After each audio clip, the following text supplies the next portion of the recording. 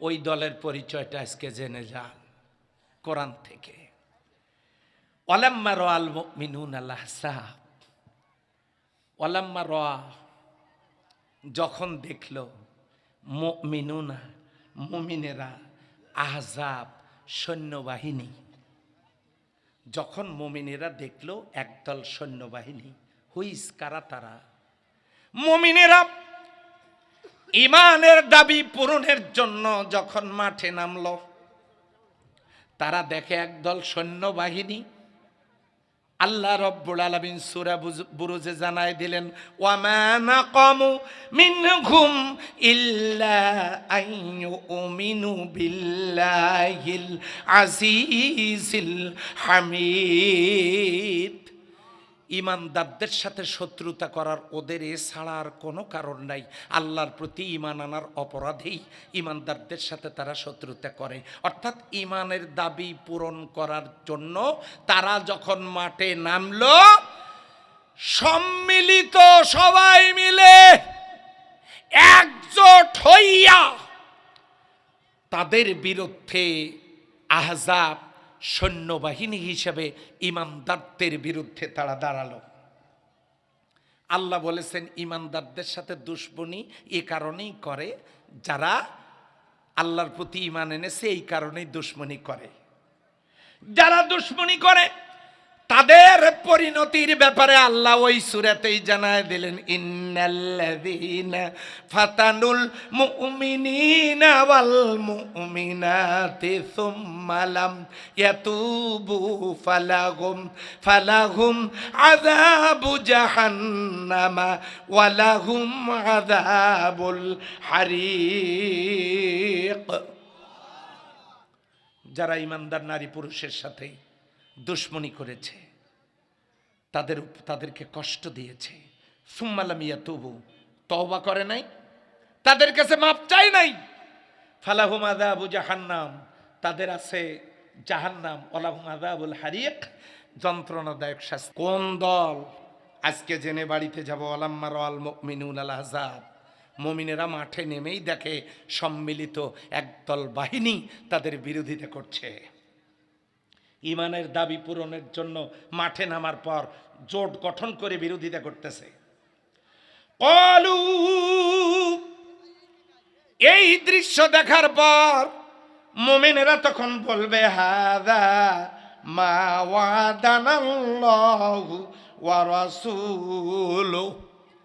মুমিনেরা তখন বলবে, হ্যাঁ হ্যাঁ গো, হ্যাঁ গো, তাই তো, আল্লাহ এবং তার রাসূল তো সত্য কথাই বলেছেন। ইমানের দাবি পূরণ করতে গেলে ইমানের কাজ হবে যেখানে বাধা হবে, কথা বলে না, বাধা হবে। আল্লাহ রাসূল তো সত্য কথাই বলেছেন। ওয়া সাদাকাল্লাহু ওয়া রাসূলুহু, আল্লাহ এবং তার রাসূল তো সত্য কথাই বলেছেন। আল্লাহ তো এই ওয়াদাই আমাদের সাথে করেছিলেন যে তোমরা এই কাজে গেলে একদল সৈন্যবাহিনী তোমাদের বিরোধিতা করবে। হ্যাঁ তাই তো, তাই তো, তাই তো, আমাদের তো বিরোধিতা করতেছে, আল্লাহ এবং রাসূল তো তার সত্য কথাই বলেছে। তখন ওই মুমিনদের কি অবস্থা হবে দেখেন। ওয়ামা সাদাকুম ইল্লা ঈমানাও ওয়া তাসলিমা। এই দৃশ্য দেখার পর তাদের ঈমান আরো বৃদ্ধি পাবে। কেমন বৃদ্ধি পাবে? এতদিন পর্যন্ত যারা নির্যাতন, নিষ্পেষণ, নিপীড়ন চালাইলেন, একটা লোকও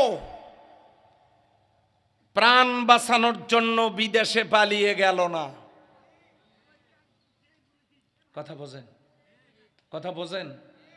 এখন তারা সিদ্ধান্ত নিল, প্রয়োজন যদি হয়, ঈমানাও ওয়া তাসলিমা, তাসলিমা আত্মসমর্পণ।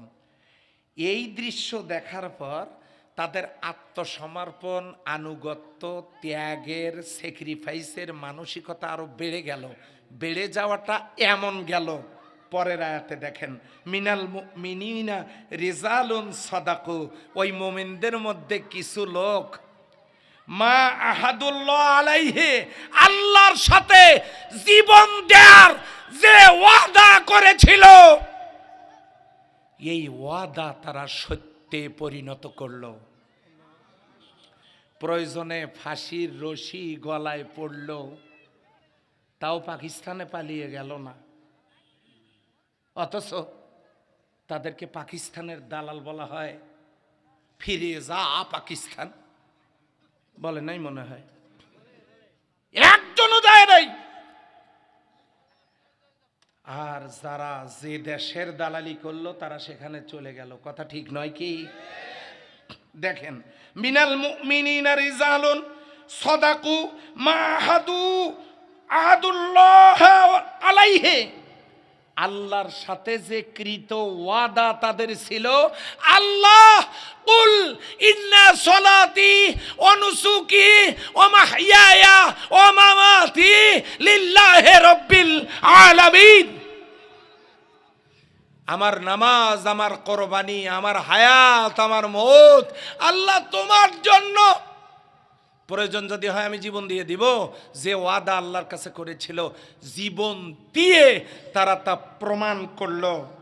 ফামিনহুম মান কাযা, তাদের মধ্যে একদল তাদের ওয়াদা পূরণ করলো। ফামিনহুম মান কাযা নাহবাহু, তাদের একটা দল তাদের কৃত প্রতিশ্রুতি যেটা আল্লাহকে দিয়েছিল এটা পূরণ করলো। অমিনহুম মান ইয়ান্তাজিরুন, কিছু লোক এখনো পর্যন্ত মৃত্যুর রায়ের, ফাঁসির রায় নিয়ে তারা মৃত্যু এবং শাহাদাতের অপেক্ষা করলো। ইয়ান্তাজিরুন, তারা অপেক্ষা করছে, মজারে সিগা হওয়ার কারণে অপেক্ষা করতেছে, করবে। আল্লাহকে যারা জান দেওয়ার প্রতিশ্রুতি দিয়েছিল তারা জান দিয়েই দিল, আর কিছু লোক জান দেওয়ার অপেক্ষায় এখনো মানবেতর জীবন যাপন করছে। এরপর আল্লাহ বলছেন ওমা বাদদালু তাবদীলা, তার মানে হলো তারা তাদের প্রতিশ্রুতি, তারা তাদের কথার কোনো পরিবর্তন নাই। প্রয়োজনে জান যাবে দিতে প্রস্তুত কি আপনারা থাকবেন? কয়জন থাকবেন দেখি? কোনো মুনাফিক হাত তুলবেন না, কয়জন থাকবেন? আল্লাহ যদি কোরআনের জন্য, ইসলামের জন্য জানটা চায়, দিতে রাজি হবেন? কারা কারা একটু হাত তোলেন, সোজা করে দেখান না কারা কারা লিল্লাহে তাকবীর। রাজি আছি ইনশাআল্লাহ? আলহামদুলিল্লাহ। আমরা অপেক্ষায় থাকলাম, আর কেউ কেউ জীবন দিয়েই দিয়েছে।